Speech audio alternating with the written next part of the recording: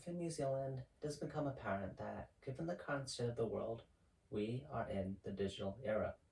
Technology has rapidly improved, and New Zealanders all around the country evidently have adopted some form of tech to their daily routine.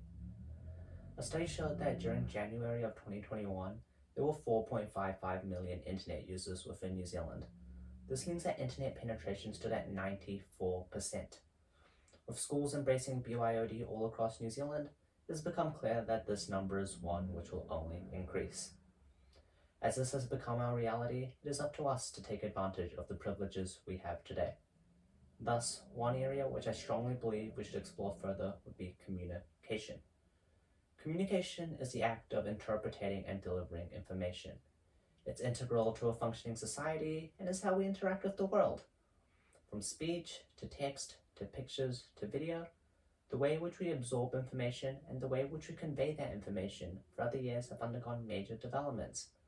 With that said, it has become apparent that the methods which we use to do so that are associated with sight and sound have unfortunately become stagnant within recent years. This has thus resulted in a status quo which relies too heavily on audio and text-based approaches as our primary means of communication. But considering that not everyone communicates effectively in the same manner, because within Aotearoa, many Kiwis succumb to some kind of learning disability which may affect the way in which they interpret information. And to institutionalize these norms as our primary and only means of communication would disadvantage those who are most vulnerable. It is said that within New Zealand, to list a few, 1 in 10 have dyslexia, 1 in 20 have ADHD, and 1 in 100 are on the ASD spectrum. Those that experience, or similar to the aforementioned, are said to have a harder time communicating and learning through an auditory and text-based approach, but instead are stronger when it comes to visual and kinesthetic methods. However, in the current state of the world, visuals in the form of pictures are static, videos only display information from one angle, and neither are interactive. Considering studies have suggested the rate of mental health concerns in people that are affected by such disabilities are double that of the general populace, to be able to enrich visual communication to a standard on par with audio and text would be a means to an end to help reduce anxiety and by extension the mental well-being among thousands of New Zealanders. That being said, what if I told you the technology to solve this dilemma already exists? The answer is augmented reality. So, what is AR? Simply put, augmented reality integrates interactive digital information which in real time overlays it upon the real world, allowing the user to experience reality in a more engaging way. With that said, how does the technology work?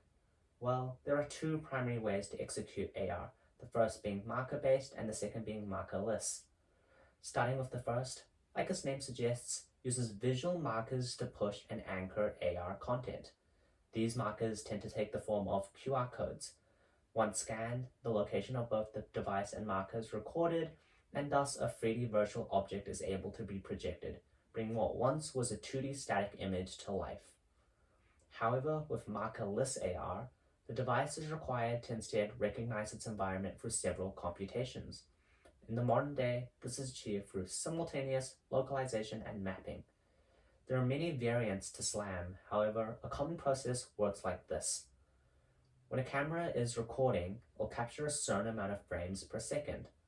When SLAM is initialized, the frames recorded will be analyzed for key points. These are then stored within a map with reference to where they were recorded, so they can then be compared. By doing so, it attempts to search for key point correspondences, which triangulation can then be used to identify how the user's surroundings has and is changing. In doing so, this localizes the device and maps the environment so that AR content can be projected. With that said, let's talk benefits. Conceptually, AR can be used in a multitude of different ways. If we are able to implement it into the classroom, out in the streets, and into the workforce to enhance communication between people and ideas, to make it easier to communicate to the world and for it to communicate back to us, this would result in numerous social benefits. For one, it would level the playing field and make it easier for Kiwis alike to exchange ideas irrespective of communication ability. This, as a result, will have a net positive effect on all of New Zealand.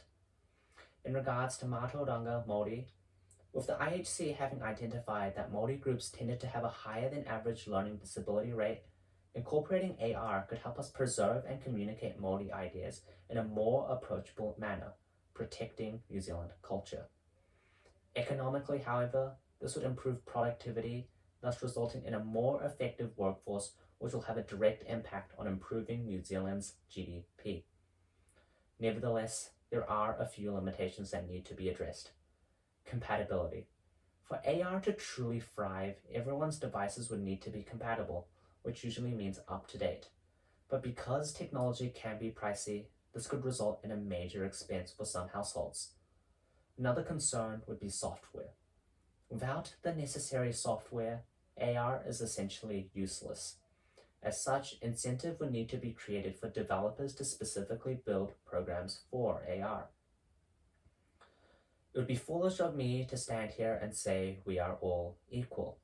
However, by acknowledging that we are different, it gives us a starting point which allows us to work towards an equilibrium where the status quo is one that is ever improving itself rather than one which remains stagnant. Given the limitless possibilities with AR and its potential benefits in regards to communication, although it may be a broad topic, the perks which come with tackling it are almost guaranteed to have universal impact. And isn't that something worth striving for? That concludes my presentation. Thank you for listening.